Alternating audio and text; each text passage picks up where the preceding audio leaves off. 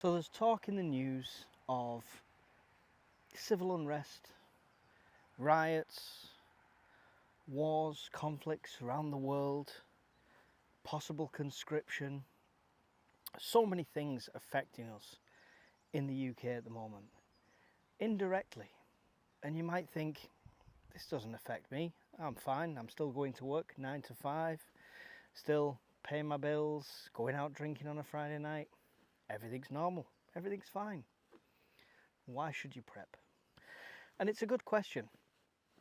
And I suppose if we could see 20, 30 years in the future and see everything's going to be fine, no problems at all, then there's a lot of people that probably wouldn't prep. There's a lot of people that do it because they enjoy it. They'll enjoy the outdoors, they enjoy the lifestyle, and whether it's prepping, survivalism, bushcraft, anything like that, they just enjoy it as a pastime. But if you're just prepping in case something happens and you had a magic ball, you probably wouldn't do it if everything was going to be fine. But the problem is, we never know. There was people before World War II broke out thinking it'll never happen to us, it's over there, it's fine, we're not going to see the effects here, it's never going to reach our shores. And I'm sure they were very convinced themselves, and I'm sure they were still going to the football matches, and I'm sure they were still going to the pub and still enjoying themselves right before it happened. It's not something you want to leave too late, because once the event happens, it is too late. It's too late to prepare. It's not too late to react. You can react to it, you can then go out and try and fight with the masses, trying to buy the food, the water, the last of the fuel, whatever the situation is. You can join the masses and do that. But you're willing to get insurance for things that might not happen. So why not this? Prepping is a form of insurance. And I want to be the one that tells you we're not all crazy tinfoil hats, conspiracy theorists. We don't think aliens are coming to get us. Some might, some probably do. But it's not the whole Walking Dead, we think zombies are coming. That's just not the way it is. It's a really good community, and it's just a group of people that want to maintain a quality of life for them and their families and their friends if something does happen. We've lived through times where something happened. We've lived through lockdowns. We've seen food shortages. We've seen fuel shortages. And this is just in the last 10 years. And this was before we had the external threats of the conflicts going on. So now with this added external threat, it makes more sense to be ready than not to be ready. Now, I want to talk about the mental side of it, because that's what we're here for. So this is relevant to current preppers, to people considering prepping.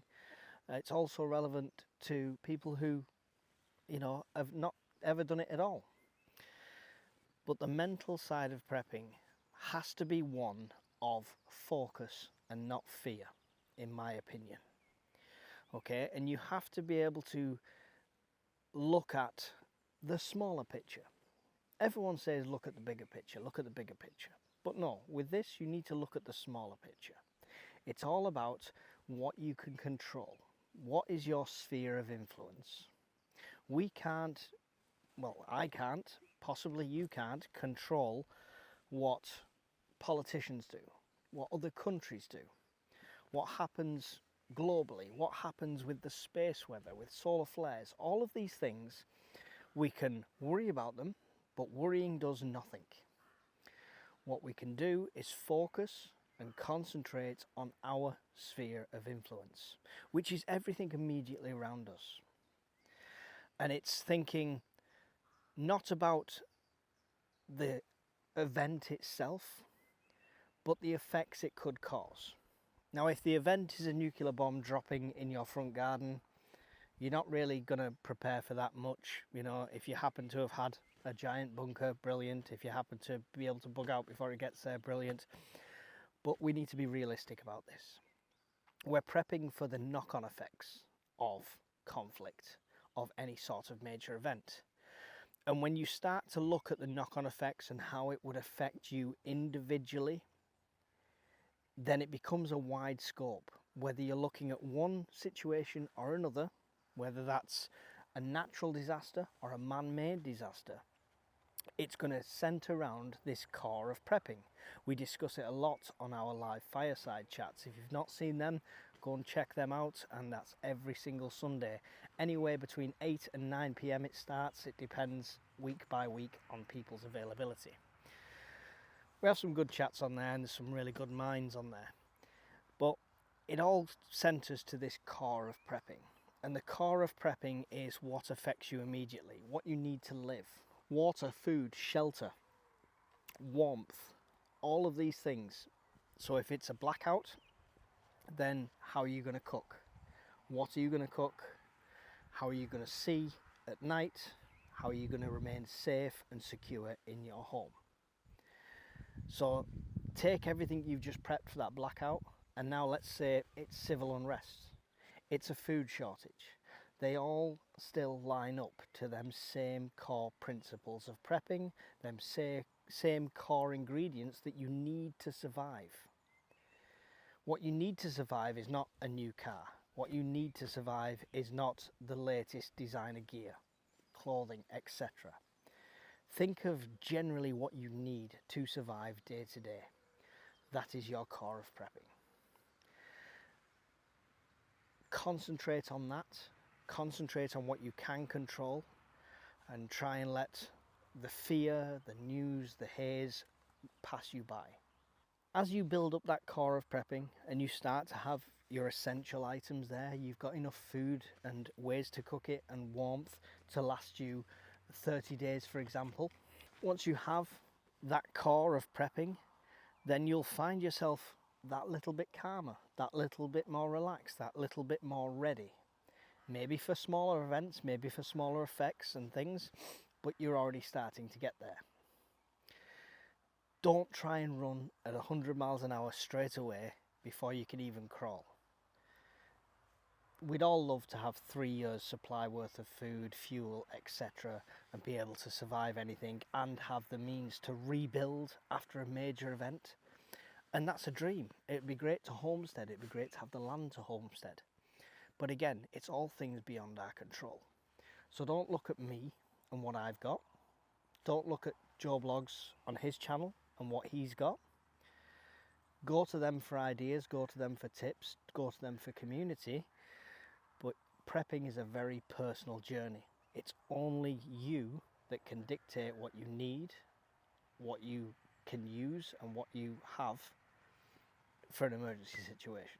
For example, if you're thinking about protecting yourself or possibly even hunting for food, there's no point having the latest and greatest £1,000 crossbow if you don't know how to use it, if you're too scared to use it, if you don't trust yourself using it, etc. There's all sorts of reasons. But don't buy things just because that prepper guy on YouTube told you to buy it. Look at what you need. And it's very easy to test. It is very, very simple to test. If you're not forced into the situation, you can create the situation. That situation being, for example, turning your power off for 24 hours, for a few hours. Just seeing what you need. Thinking, right, I can't use any electricity in my house. Maybe if you don't want to turn it off and risk your food, fridge and stuff like that, just imagine you have no electricity. How are you going to cook? Right, well, actually do it. Do it there and then. You will find flaws and pitfalls and things like that, and you'll have learning curves that you can then rectify and change.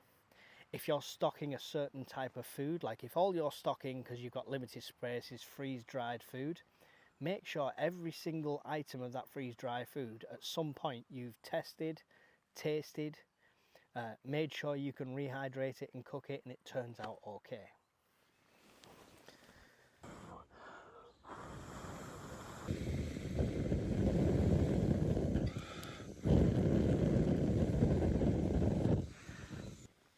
So I had to stoke the fire because the smoke was getting up then.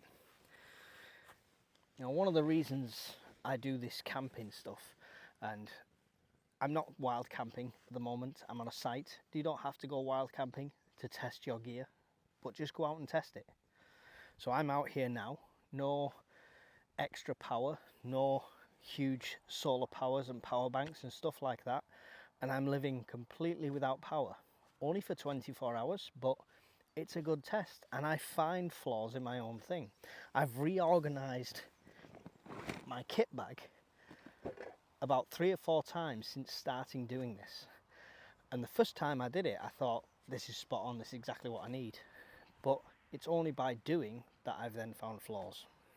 So why we prep, there's no singular answer. There's no easy, oh, it's because of this, and off you go, because it's very personal for every different person. But it doesn't take a genius to look at the world around us and how different it is now to how it's been in the past to see the effects. And don't get me wrong, some of these channels that do fear style videos, they do have their place. They do have their place. If you can watch them and take them little nuggets of knowledge out of them and use them nuggets of knowledge, perfect. But you have to be able to mentally and clearly ignore a lot of the fear, ignore a lot of the what ifs, because we can what if ourselves into oblivion. Focus on what you can control.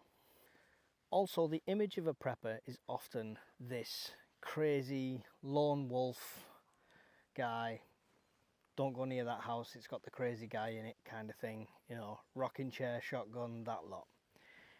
It couldn't be further from the truth. If you're new to this, if you're finding this for the first time, it's actually a really good community.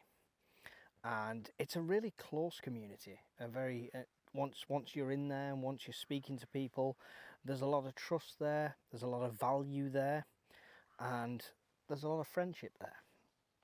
And generally I've made friends in the last year based around prepping that I would consider, you know, really good friends, and I expect to be lifelong friends.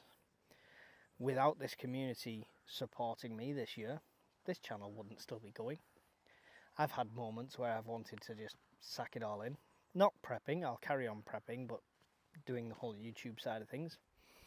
But the community's rallied round and supported me the whole time.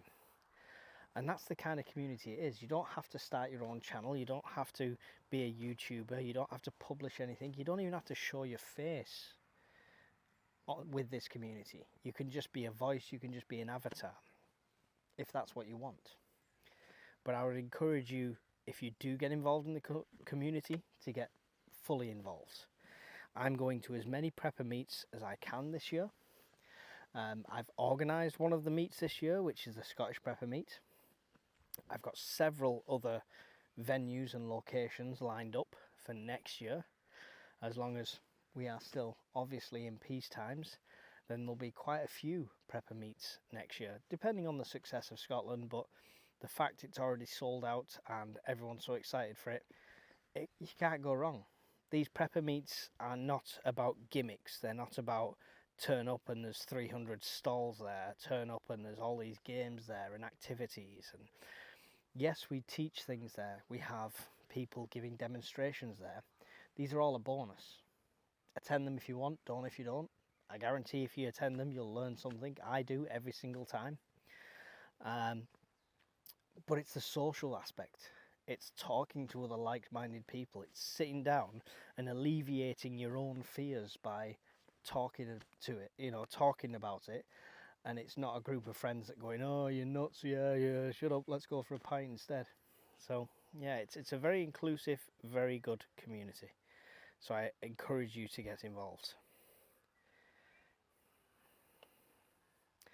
Now, lastly, we can't introduce you to prepping without talking about some of the bad points and some of the bad apples, because they are there, unfortunately.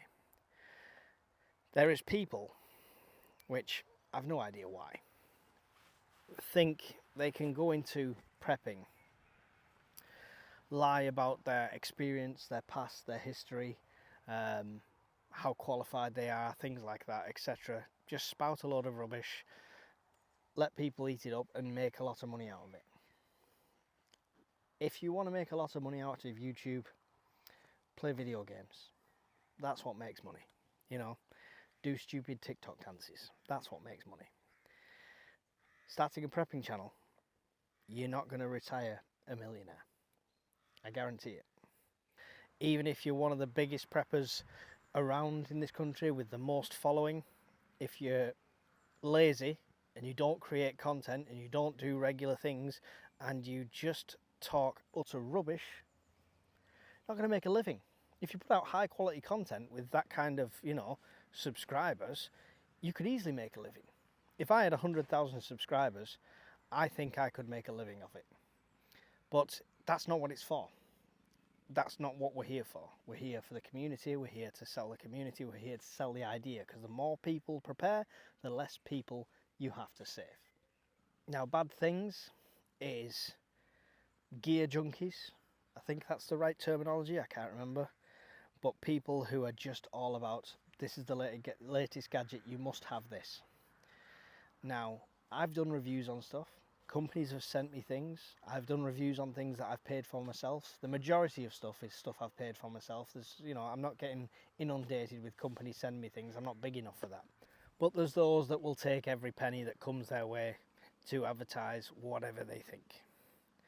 And they'll have you buying 200, 300 pounds water filters when you can get a 50 quid Sawyer. And they'd happily see you spend every last penny and max out your credit cards if it increased their bank balance and got them sales. That's the bad elements and that's the bad things.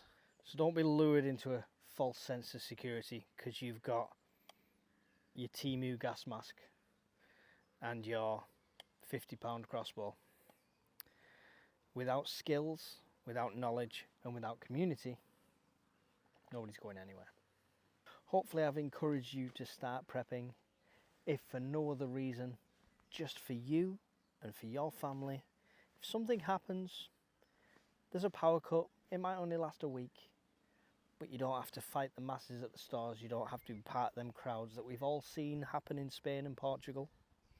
You don't have to be part of that chaos. You can sit back in the comfort and knowing that you've got yourself and your family covered and you are a real provider. Come along, join the Discord group, join the community on here. It's all free to do so and you won't regret it. It's a really good group of people. Right, I'm going to let this fire die out as the sun goes down. Enjoy the rest of my time in the great outdoors and I'll see you all in another video really soon. Goodbye.